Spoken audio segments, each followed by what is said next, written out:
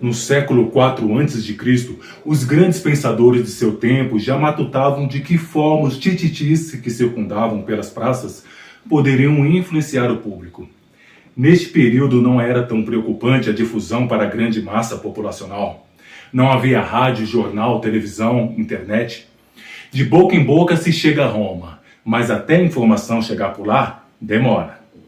Este é o canal Onde Habita a Mente Humana, psicologia, filosofia e desenvolvimento pessoal na medida certa. Hoje iremos abordar os meios de comunicação em massa que influenciam um grande público, quais os seus benefícios e, acima de tudo, os desafios que esta evolução apresenta, logo após a vinheta.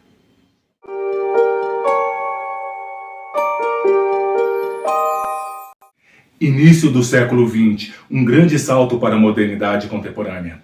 A presença do rádio e da televisão sepultou qualquer meio de comunicação arcaico, deu liberdade às pombas e aposentou as cartas, levando consigo os últimos dos românticos. Foi neste período que grandes filósofos se interessaram cada vez mais com os meios de comunicação em massa.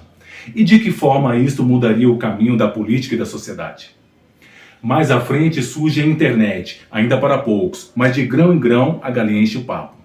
Meados dos anos 80, uma parte da galera já estava conectada com as notícias que circulavam o mundo. Estas notícias já influenciavam as pessoas a tomarem algumas medidas e reagir baseadas nelas. E é aí que a nossa história de falácias começa. Notícias falsas, caluniosas, inverdades, espalhadas como a brincadeira do telefone sem fio, na versão mais moderna. Via internet de alta velocidade. Lá na ponta, o que foi dito de início é totalmente diferente.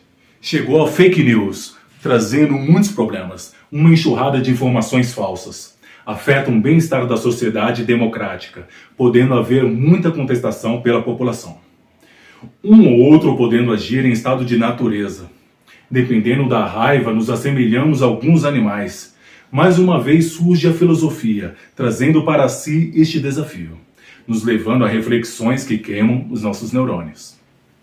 O rápido avanço tecnológico traz muitas facilidades. Com isso, nos tornamos cada vez mais consumistas, gastamos mais do que recebemos. É normal a fatura chegar e não acreditarmos no valor que foi gasto. Infelizmente, neste caso, a informação descrita é verdadeira. Nas conexões digitais, estamos submersos de informações, as quais é bem provável não estar descrita sua origem. Com isso, a sua legitimidade não pode ser confrontada. E geralmente não nos importamos com este pequeno, grande detalhe e nos apressamos a passar para frente a informação errada. Ninguém se pergunta qual a origem, de onde vem esta reportagem, quem a reproduziu, quais são as referências, e assim são disseminadas as fake news. Vocês sabem quais são os elementos para se identificar uma notícia falsa? Primeiro, o que deve se observar é se esta notícia tem uma fonte de origem, o que está sendo informado, se tem uma indicação de onde o texto foi retirado. Segundo, esta informação já pode ter passado por outros veículos de informação. Por isso, a melhor coisa é saber a origem da primeira publicação. Quanto mais essa notícia é passada para frente por mídias, mais ela vai se deturpando. É o chamado telefone sem fio. Geralmente as mídias da internet não se preocupam com a veracidade e com as consequências da informação. O que eles querem é promover o caos e ter engajamento, satisfação dos leitores e dos algoritmos. Terceiro, não seja aquela pessoa que só lê as tirinhas das notícias. O mais importante da informação está em seu desenvolvimento. Quarto, se atente às datas que a notícia foi publicada. Não é raro mídias descompromissadas reportarem informações antigas. Quinto, caso a publicação tenha um autor, verifique a credibilidade deste profissional. Sexto, no Google Notícias e em algumas outras plataformas, você poderá consultar a legitimidade desta informação. Sétimo, ao ler o texto que foi veiculado por uma plataforma que leva a sério o seu trabalho, ali terá profissionais que, no mínimo, revisarão ortograficamente o texto que será publicado. Portanto, dificilmente encontrará erros grosseiros. Oitavo, uma notícia jornalística tem como dever ter uma certa imparcialidade e não tomar partido sobre a notícia.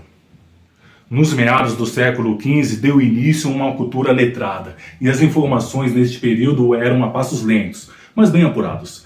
Surgiu também a imprensa e aqueles livros antes restritos à classe aristocrática e ao alto clero vão se popularizando.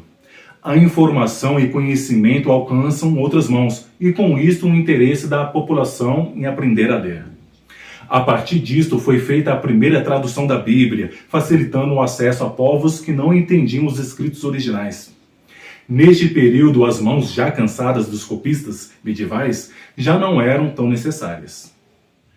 A imprensa veio para acelerar a linha de produção textual, e como na época as informações eram bem mais apuradas, ou seja, mais confiáveis, com a imprensa este tipo de conhecimento escrito chegava mais rápido à grande massa. Anos, décadas, séculos, o jornal era um disseminador de informação imprescindível a todos os contemporâneos que se debruçavam nessa modernidade.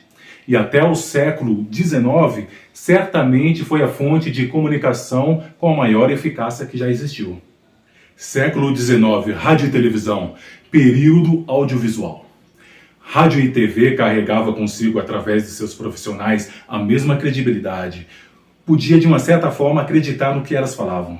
Imaginem só, agora as informações eram quase instantâneas e para quem não acredita, ainda dava para ser filmado se estivermos falando somente da TV.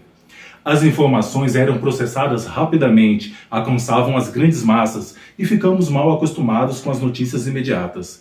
Daí vem o termo, a fetiche da velocidade. Começamos a crer que o grande número de informação que chegava de forma rápida nos deixava muito mais bem informados. Até então, a notícia impressa ainda dava suas caras, e para os mais rigorosos, este ainda era o meio de comunicação mais confiável, pelo fato de se ter mais tempo para analisar as informações obtidas. Década de 80, internet. Era da cultura digital, notícias nesse miojo, instantâneas e muito mal apuradas. Enfim, ficamos com o que há de pior nos meios da comunicação. Aqueles que se alimentam desta modernização agora limpam a bunda com os jornais.